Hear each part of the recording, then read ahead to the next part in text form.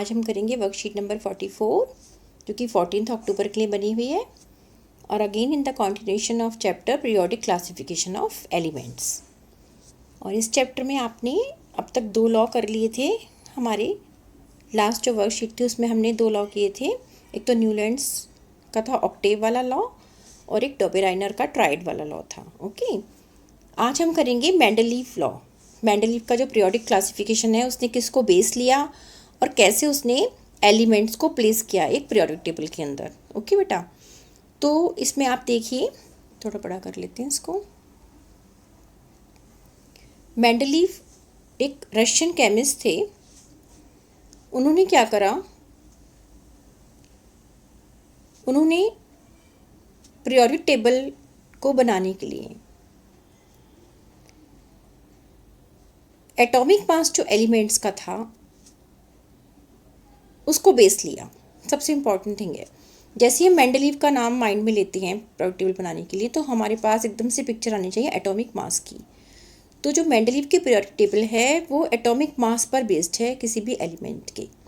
और उन्होंने साथ साथ क्या देखा, एटॉमिक मास के साथ साथ देखा कि केमिकल प्रॉपर्टीज़ एलिमेंट की कि सब्सटेंस कैसे बिहेव करता है। तो जिस समय मेंडलीव ने डिस्कवरी की, अपनी टेबल दी, उस समय तक 63 एलिमेंट्स जो थे डिस्कवर हो चुकी थी। ठीक है, तो उन्होंने उन 63 एलिमेंट्स पर स्टडी किया और उन्होंने एग्जामिन किया relationship between the atomic masses of the elements and their physical and chemical properties. और इन प्रॉपर्टीज़ को एग्जामिन करने के लिए उन्होंने जो बेस लिया, उन्होंने देखा कि कोई भी एलिमेंट ऑक्सीजन के साथ और हाइड्रोजन के साथ किस तरह के कंपाउंड फॉर्म करता है। सपोज कोई एलिमेंट ए है, एलिमेंट ए है, अगर वो हाइड्रोजन से रिएक्ट करता है तो क्या वो AH बना रहा है कंपाउंड जब बनाएगा तो।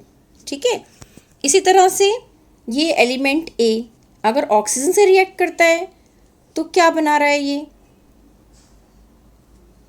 A2O बना रहा है या कुछ और बना रहा है। इस तरह से उन्होंने कंपाउंड को स्टडी किया। तो ये तो हो गई केमिकल प्रॉपर्टी। सपोज कोई और हम ले लेते हैं एलिमेंट बी, और बी जब H से रिएक्ट करता है तो वो BH2 बनाता है। इट मीन्स कि बी जब O से रिएक्ट करा तो it will give you BO। तो इस तरह से कोई और एलिमेंट्स भी होंगे जो ये वाली कंपाउंड फॉर्म करेंगे। तो उन्होंने इस ट्रेंड को देखते हुए अपने एलिमेंट्स को अरेंज करना शुरू किया। तो पहले हम थोड़ा सा स्टडी कर लेते हैं जनरल चीज़ जो मैंने आपको बताई है उसको लेते हुए कि among chemical properties Mendeleev concentrated on the compounds form by elements with oxygen and hydrogen. अब क्वेश्चन आता है कि ऑक्सीजन और हाइड्रोजन को ही क्यों लिया बेस, क्योंकि उस समय ऑक्सीजन और हाइड्रोजन जो है वो एबंडेंटली अवेलेबल है अर्थ पे और इजीली उनसे रिएक्शन हो जाती है और इजीली वो कंपाउंड फॉर्म कर लेते हैं, इसलिए उनको उसने बेस बनाया। फिर उन्होंने हाइड्राइड ऑक्साइड की प्रॉपर्टीज़ को देखते हुए क्लासीफाई कर दिया एलिमेंट्स को। On keeping the elements with similar properties together he observe that most the element got a place in A periodic table and were arrange in the order of their increasing atomic masses. अभी हम periodic table देखेंगे कि किस तरह से element को जब उसने सिमिलर केमिकल प्रॉपर्टीज़ के साथ अरेंज किया तो वो किस तरह से ऑर्डर में आए कि उनका एटॉमिक मास बढ़ता गया आगे तक। पहले वाला एलिमेंट अगले वाले एलिमेंट के एटॉमिक मास से कम होगा, देन इंक्रीजिंग ऑर्डर है, मीन्स आने वाले जितने भी एलिमेंट आएंगे वो ज़्यादा एटॉमिक मासेस के होंगे। Got it. अब देखिए, it was observe that there occurs a periodic recurrence of element with similar physical and chemical properties. ये कब आई, जब उनको इंक्रीजिंग एटॉमिक मास के अकॉर्डिंग अरेंज किया।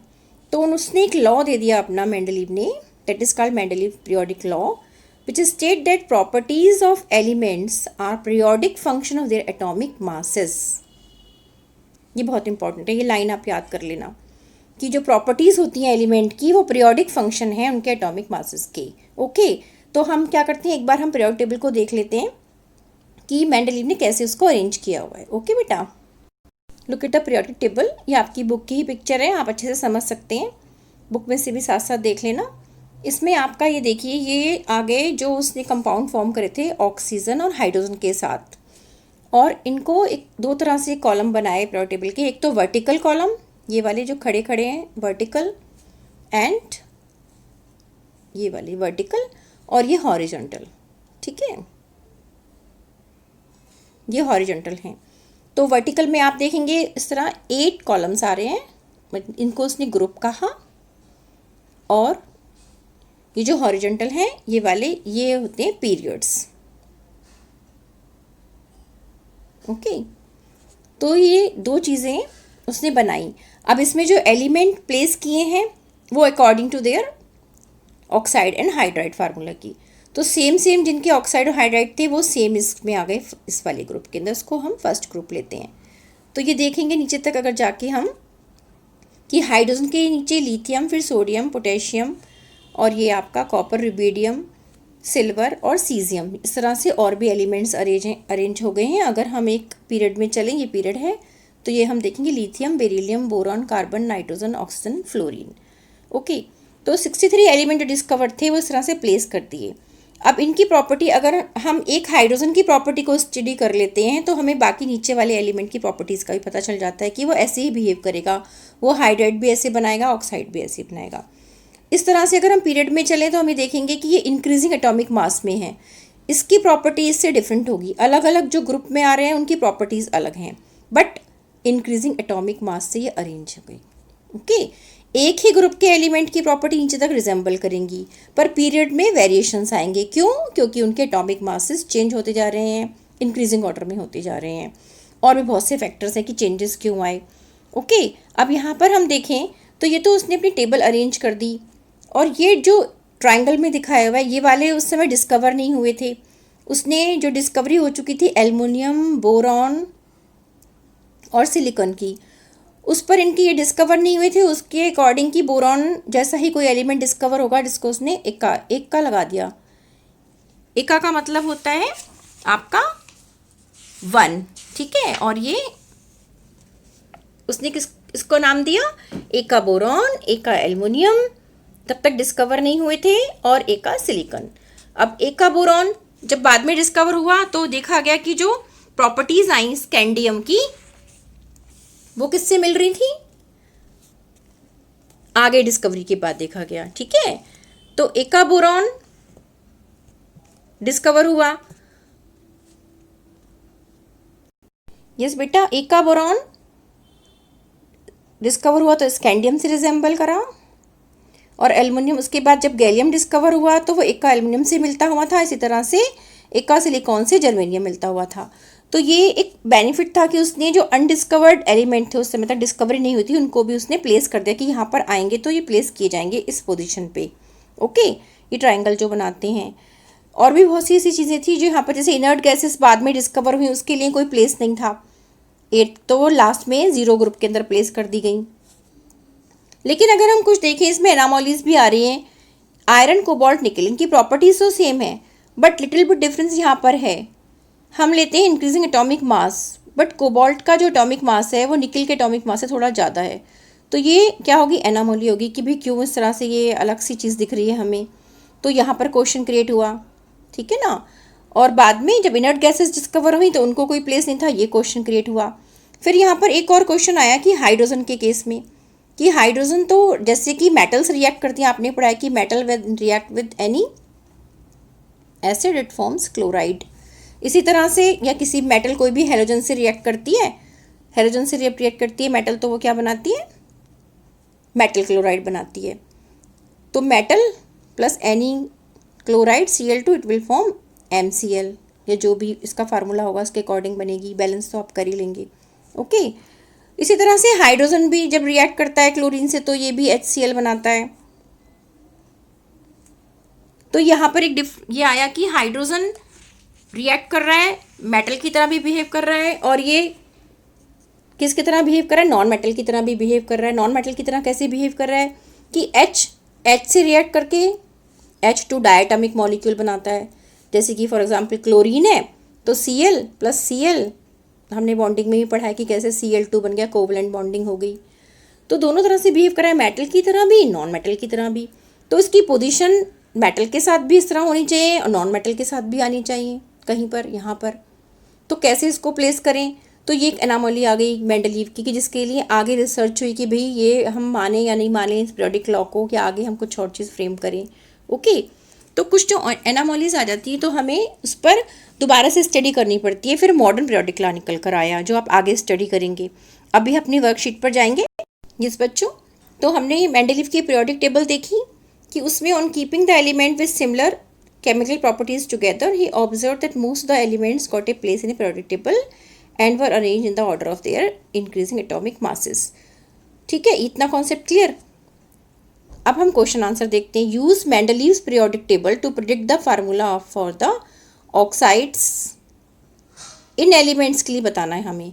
अब पोटेशियम के का जो ऑक्साइड, अब पीरियोडिक टेबल को देख लेते हैं एक बार। इनके ऑक्साइड्स लेंगे KCl, Al, Si और बेरियम के लिए। ठीक है, तो इनके आप लिख सकते हैं पीरियोडिक टेबल को देखते हुए। जैसे आपने अगर बुक खोली हुई है तो उसमें आप देखेंगे कि हम अगर पोटेशियम को देखें तो पोटेशियम लिथियम वाले उसमें आता है ग्रुप में, हाइड्रोजन से ऊपर सोडियम, पोटेशियम से ऊपर सोडियम, सोडियम के ऊपर लिथियम, फिर हाइड्रोजन। तो ये कैसा ऑक्साइड फॉर्म करेगा? K2O। ओके, कार्बन को देखें तो कैसा ऑक्साइड फॉर्म करेगा? कार्बन फॉर्म करता है CO2। उसी के अकॉर्डिंग देखें ग्रुप पीरियोडिक टेबल में। Al को देखें तो कैसे बनाएगा? Al2O3। देन सिलिकॉन Si किस फैमिली में आ रहा है? उसी कार्बन वाले ग्रुप में आ रहा है। तो कैसा ऑक्साइड फॉर्म करेगा? SiO2, क्योंकि ये सेम उसमें प्लेस्ड है, केमिकल प्रॉपर्टी सेम हो गई। इसी तरह से बेरियम स्ट्रोंशियम कैल्शियम की फैमिली में आता है, तो हम देखेंगे ये मैग्नीशियम उनके साथ है, तो जैसे MgO बनता है, इसी प्रकार से BaO। ओके, तो ये एक अगर हमें कंपाउंड पता है उस ग्रुप का, तो हम बाकी भी बता सकते हैं नेचर की वो कैसे कैसे होंगे। Got it? नेक्स्ट क्वेश्चन है, what is the basis of periodic law formulated by Mendeleev. Basis क्या था उसका? बेसिस यही था, the properties of elements are the periodic function of their atomic masses. उसने एटॉमिक मास को बेस लिया और केमिकल फिजिकल प्रॉपर्टीज को बेस लेकर चला। ठीक है, तो ये बेस हो गया। And what are the criteria used by Mendeleev in creating his periodic table. Criteria क्या लिया उसने? He selected hydrogen and oxygen as they are the very reactive and form compound most element. उसको select किया। And formula of hydrides and oxides form by an element were treated as one of the basic property of an element for its classification. ये उसने base लिया उसको classify करने के लिए, कि हाइड्राइड ऑक्साइड के फार्मूले से हम कैसे प्लेस कर सकते हैं एलिमेंट्स को। Why did Mendeleev concentrate on the compounds formed by elements with oxygen and hydrogen? क्यों? क्योंकि ये दोनों बहुत रिएक्टिव होती हैं, they are very reactive and form compound with most elements. Okay. Now the next question. Complete the sentence in Mendeleev's periodic table. Vertical columns are called. Vertical column मतलब ये मैंने कहा था खड़े वाले। इस टेबल को भी आप देख लो, नीचे दिखाई हुई है। Look at this table. He is asking for these, the vertical. Okay. इतना फाइन तो इसमें बनने ना, पर इनको हमने क्या कहा था? ग्रुप्स। ठीक है, और हॉरिजॉन्टल कौन से थे? ये वाले, ये हॉरिजॉन्टल थे। और हॉरिजॉन्टल को हमने क्या था? हमने कहा था पीरियड्स। ओके, तो ये आपको ध्यान रखना है, क्योंकि ये तो आगे तक भी याद रखने हैं कि पीरियड्स और ग्रुप्स क्या होते हैं। ये तो मॉडर्न पीरियोडिक टेबल में भी आएंगे। नाम यहीं से शुरू हो गया आपका। ओके बेटा, तो ये चैप्टर आपका यहाँ पर मेंडलीव पीरियोडिक टेबल तक कंप्लीट हो गया है। अच्छे से इसको आंसर्स को लिख लेना और कंप्लीट कर लेना। थैंक यू बेटा।